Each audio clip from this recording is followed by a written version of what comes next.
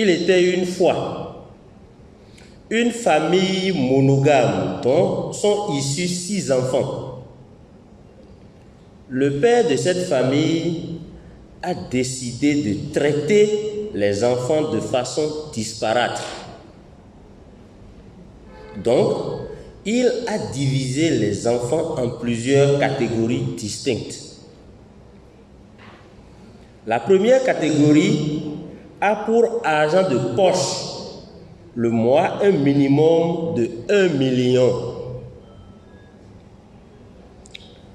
La deuxième catégorie a pour argent de poche le mois un minimum de 45 000. Chers camarades travailleurs, je voudrais vous demander, est-ce que c'est normal? C'est une question. Chers camarades, est-ce que c'est normal? Non.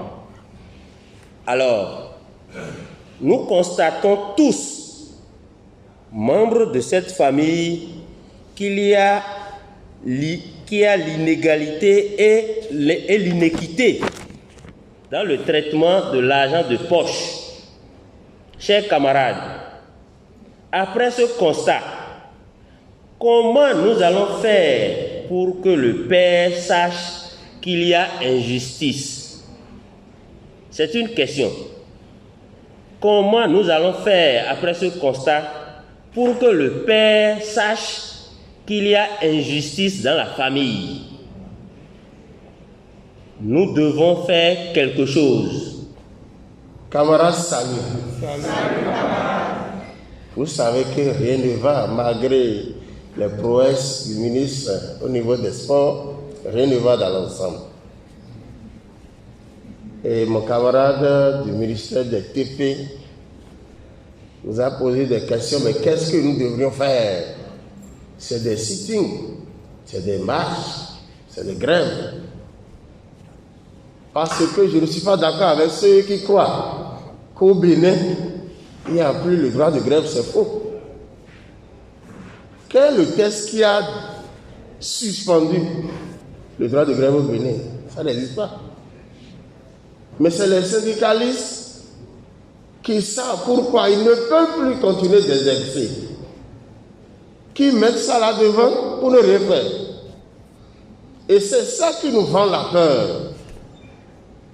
On ne nous a pas empêchés de faire des sittings.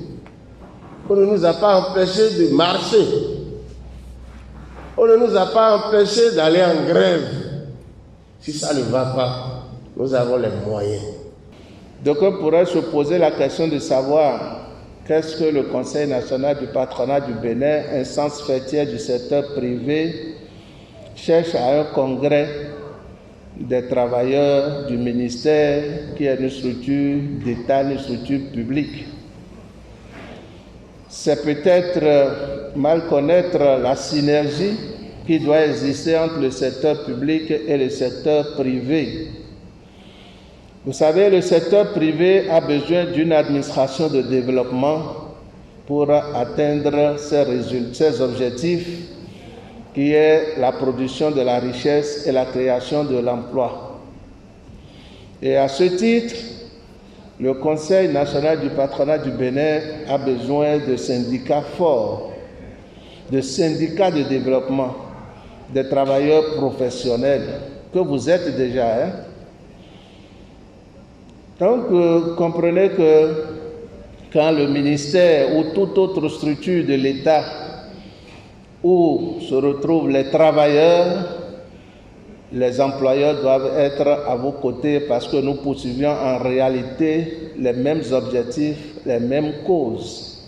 Je ne savais pas que les Béninois étaient capables d'autant de performances malgré les conditions difficiles.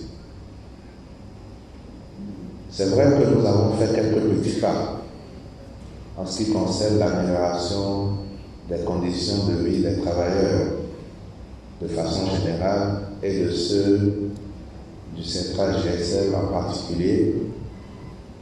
Mais quand on regarde les performances que nous avons obtenues, si on veut être honnête, on doit reconnaître qu'il reste encore beaucoup de choses à faire. Le gouvernement a conscience de ce qu'a été le premier mandat pour les Béninois en général et pour les travailleurs en particulier.